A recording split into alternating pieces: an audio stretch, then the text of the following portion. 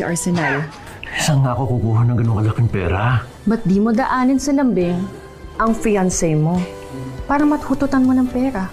Namatay po yung anak kong si Dino dahil sa kapabayaan ng paring yan. Lumapit po kami sa kanya dahil akala po namin makakatulong po siya sa amin. Nagsasabi kaya siya ng totoo? Hindi kaya dahil magulo pa ang isip niya at naghahanap siya ng masisisi? I've just gone through the details of the case against Father Ancho. Medyo sensitive siya at medyo komplikado. But we could always look at the negligence claim, particularly under 2176 of the Civil Code. Attorney Lilet, are you okay? Attorney, aaminin ko po.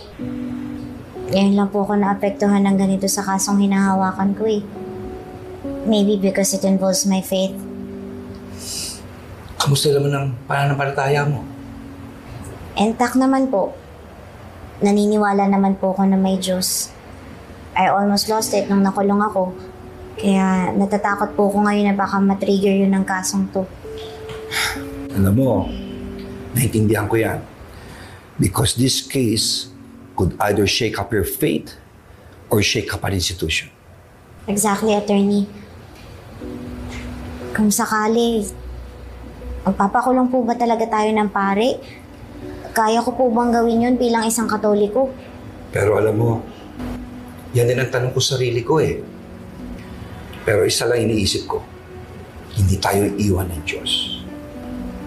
Pero kung sakali mang hindi niya sinunod ang exorcism rites ng Catholic Church, o nagpakadoktor siya na hindi naman dapat lang siya managot.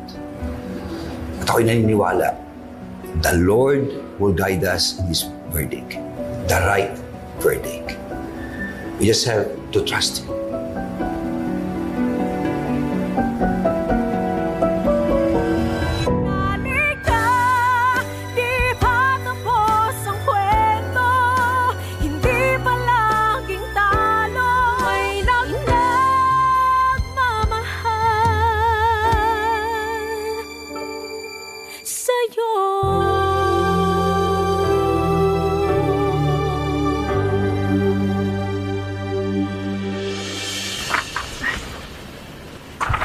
Thank you.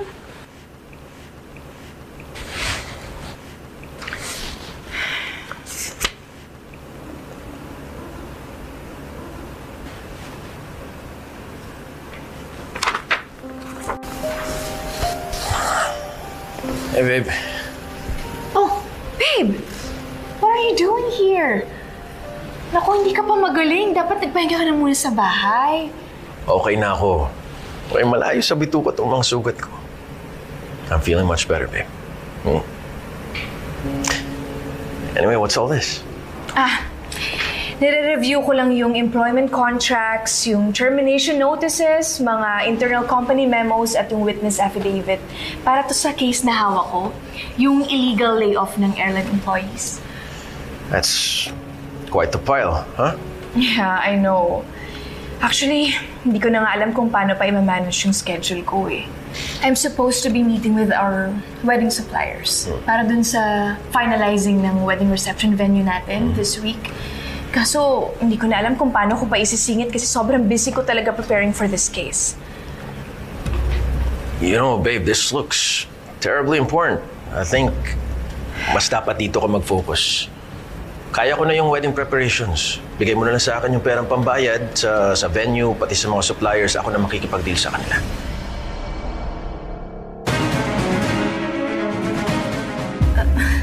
Are you sure, babe? Yeah. Kakagaling mo lang ng hospital. Baka mapano ka pa. Magaling na nga ako. Tsaka madali lang yung gagawin ko. Makikipag-meet lang naman ako sa mga wedding partners natin, babe. Oh, then sige, I will write them a check para sa reception venue natin, okay? About that, babe, nag-email sa akin yung staff nung wedding venue. Sabi nila, dahil nga nagpa-follow up na sila, mas prefer daw nila cash payment sana kasi may bad history na daw sila ng bouncing checks sa mga previous clients sila. Tsaka para hindi na rin sila maghintay ng clearance ng payment. That's odd. Kasi most of the venues prefer checks o di kaya electronic transfer para mas secure and may clear track record, right? Hindi ba mas inconvenient, babe, pag cash? Kasi walang audit trail. Don't shoot the messenger. Nire-relay ko lang sa yung sinabi nila sa akin, babe. If you want, call them yourself. Check mo kung yun nga ba talaga yung policy nila. Kasi sa akin lang, babe. Nanginayang lang ako. Gusto ko mabayaran na natin kagad yung space. Kasi hassle naman, di ba? Kung mapunta sa iba yung reservation, last minute tayo magagilap ng venue. Don't you think so? Yeah, you're right. Then there's no need for me to call them kasi nakapag-usap naman na kayo. Yeah. At may tiwala ako na kaya mong makipag-deal sa kanila. Sige, so tomorrow, pupunta na lang ako ng bangko, mag-withdraw ako, and then ikaw nang bahala magbayad. Okay? Sounds good.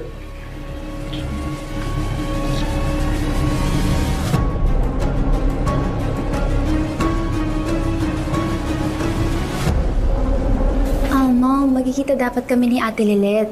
Pero bigla siya nag-cancel last minute kasi pupuntahan daw niya yung burol ng anak ng client niya.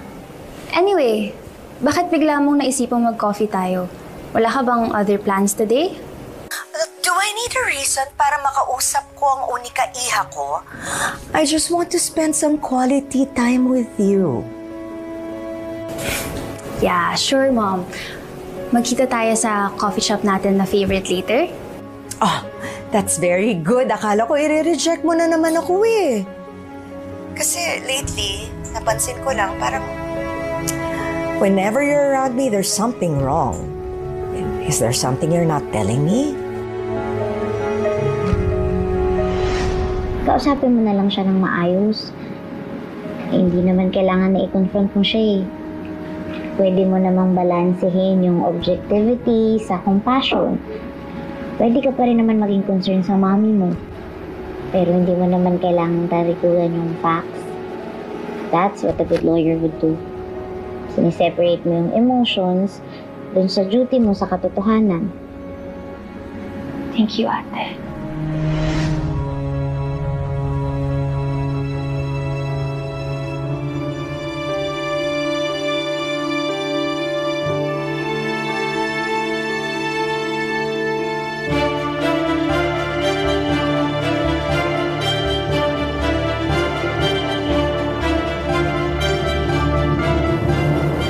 Sorry about that, Mom. Medyo I'm not feeling myself lang lately.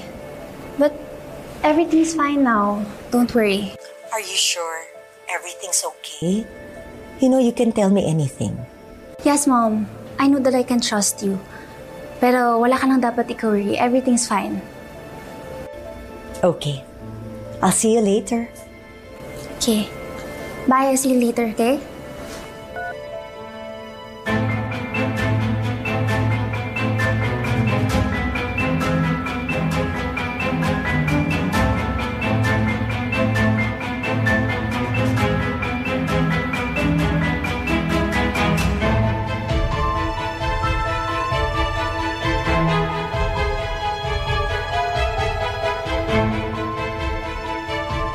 There must be something here na pwedeng magbigay ng clue kung bakit nakikita ng secretly si Mom and Attorney Renan.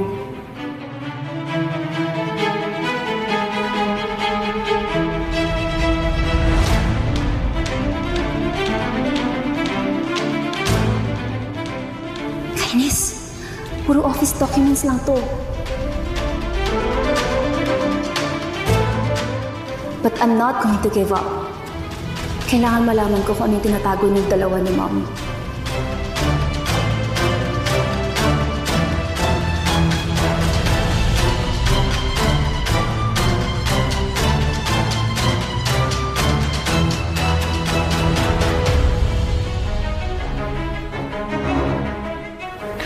What are you doing in my office?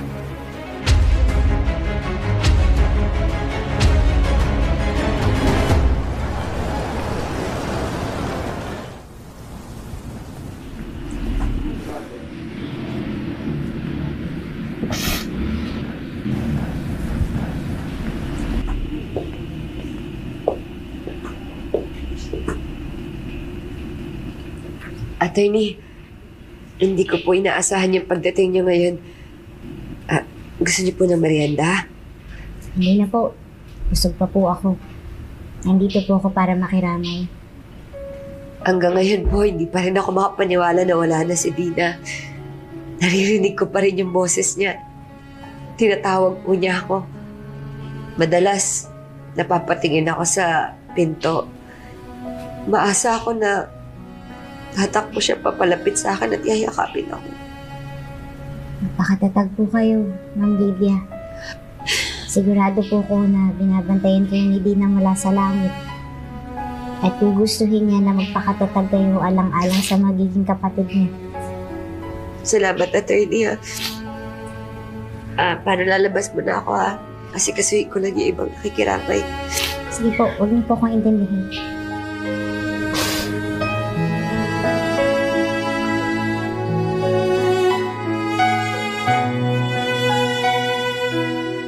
Bakit pinapakailan ang mga gamit ko? You better have a good reason. Sino nagsabi sa'yo na pwede kang pumasok sa opisina ko at kalkalin mga gamit ko?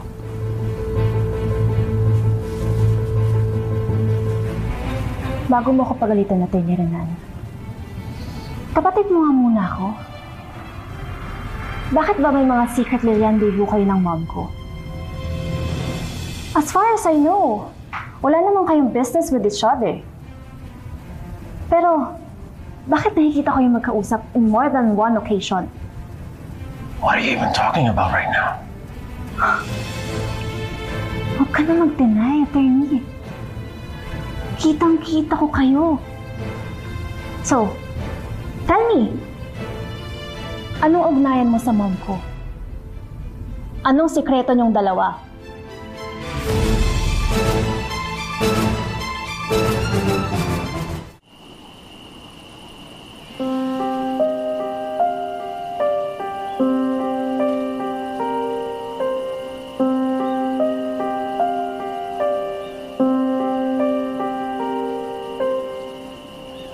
Nakakaawa po yung nangyari kay Dina, ano po. Pakataninong bata po niya, sana napakabait. Yung punong kahoy talaga doon sa eskwelahan eh. Ayan, nagkasakit, nalason. Awang-awa nga po ako sa kanya eh. Nung pinatawag po ako ni Lydia para ipahilot at ipatawas ang bata. Saka wala na po kasi silang pambayad eh. Para dun sa mga kailang test para may hinihingi sa ospital. Test? Opo. Ano pong test? Ang sabi po ni Ma'am Lydia sa akin, food poisoning ang findings sa kanya sa Metro General Hospital. Yun po yung una nilang pinuntahan. Pero pina-check up ulit ni Lydia si Dina dun sa San Alfonso Hospital. Bakit hindi po sa akin sinabi yun ni Ma'am Lydia? At saka wala rin po siyang nabanggit na pinatingin niya sa ibang ospital si Dina at na may mga pinapagawang test ang doktor. Para saan daw ho yung mga test na yun? Hindi ko po alam, attorney. Nakalimutan ko na. Pero nasaniban naman po talaga yung bata, di ba? Pasensya na, attorney. Naalala ko, meron nga pala akong nakasalang sa bahay. Maiwanan ko muna po kayo, ha? Pasensya na po. Sandali lang mo. Sagutin niyo muna yung mga tanong ko.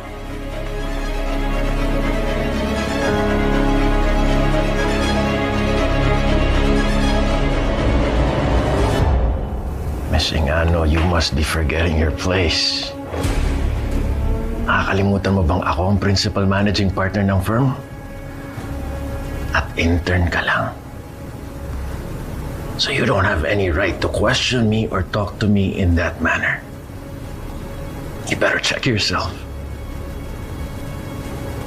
Oh, I'm so sorry for stepping out of my boundaries, attorney. Sige. Si Dad or si Ate Lilet na lang tatanungin ko. I will tell them what I saw. Malay mo sila, may nalalaman.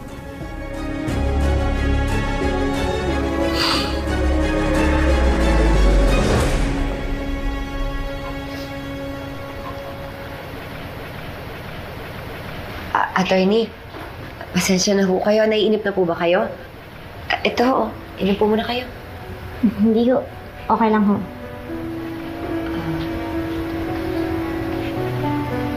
Attorney, may problema ho ba?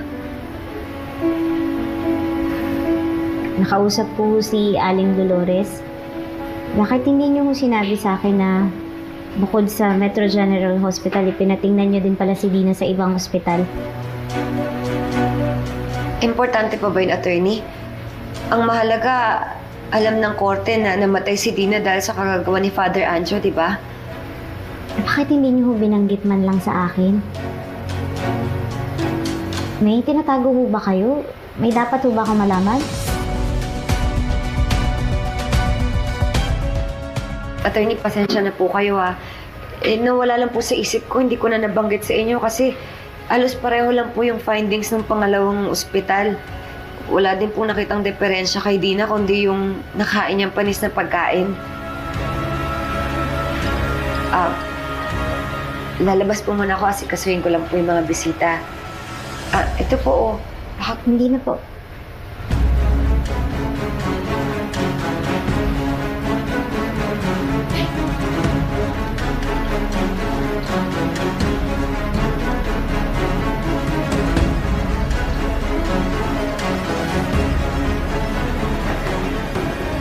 Ano kaya yung tinatago mo, Ma'am Lydia? Kung ano man yung sikreto mo, kailangan malaman ko.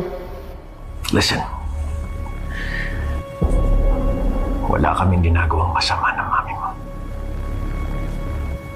Okay, I'll admit.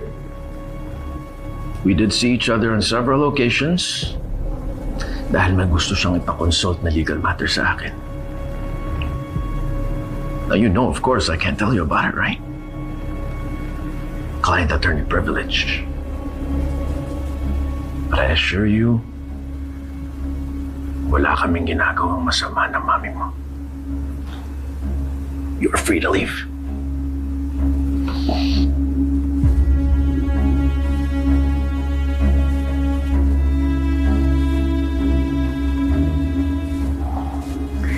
I love my mom so much. And that's the only reason why I'm not telling all of this to my dad and Ate Lynette. Pero once na nalaman ko na nagsisinungaling kayo, ako mismo magsisumbong sa inyo. Magsusumbong?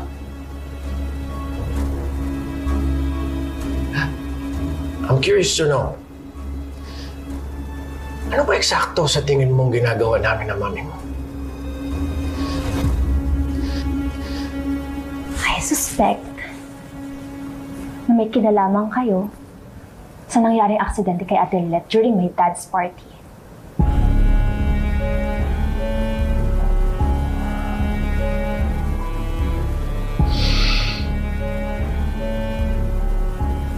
You hear yourself right now? You sound crazy. Why would we hurt her? As far as I know, magkasundo na si Lynette at mami mo, di ba? And you must be forgetting na kapatid ni Lynette ang fiancé ko. So again, why would we hurt her? Sana nga maling hinala ko sa inyo, Atty. Renan.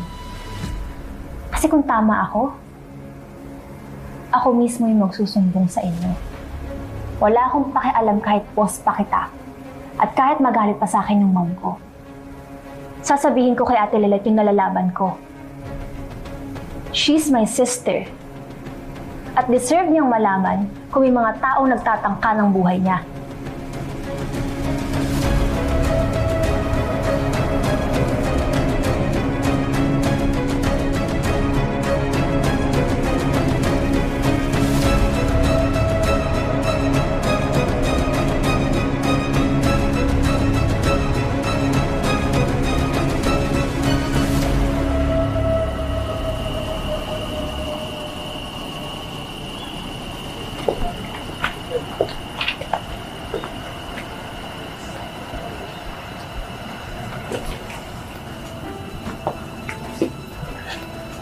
Lynette, ready ka na ba?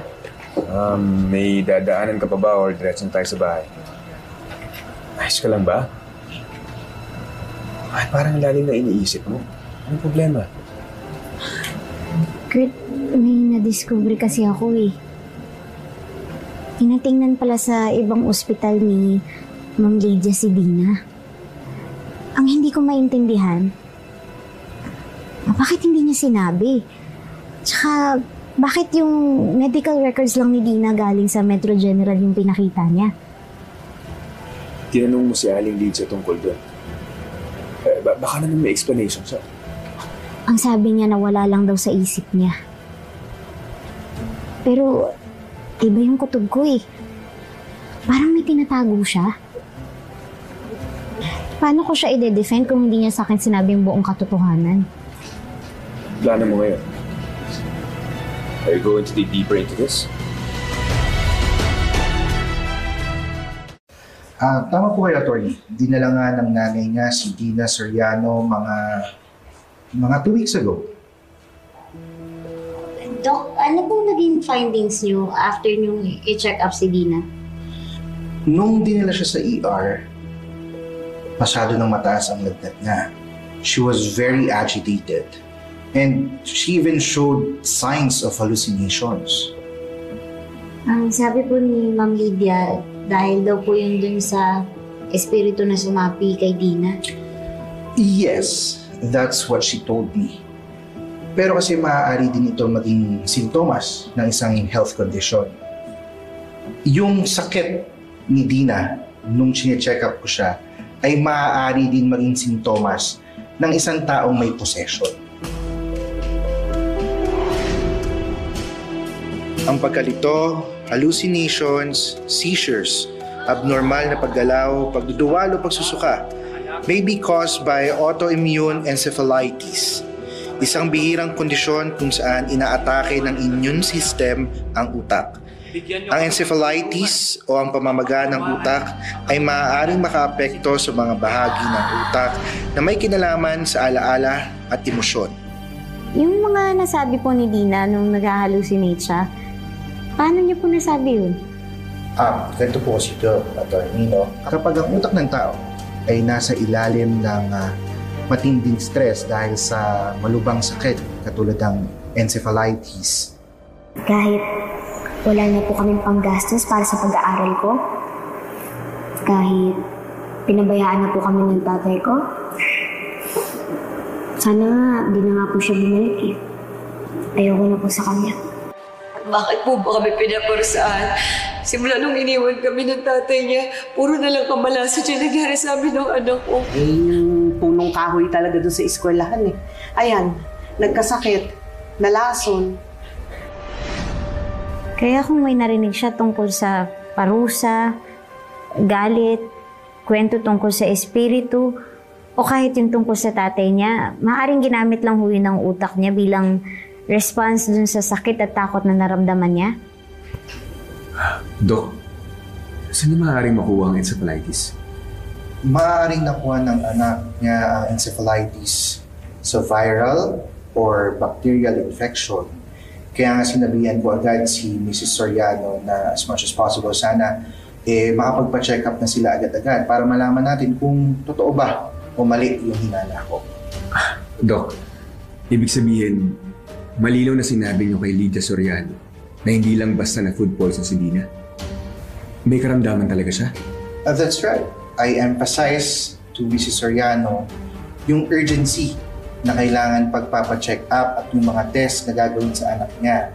Kasi kung encephalitis ang sakit ni Dina, it could possibly lead to death. Pero hindi na bumalik ang dalawa.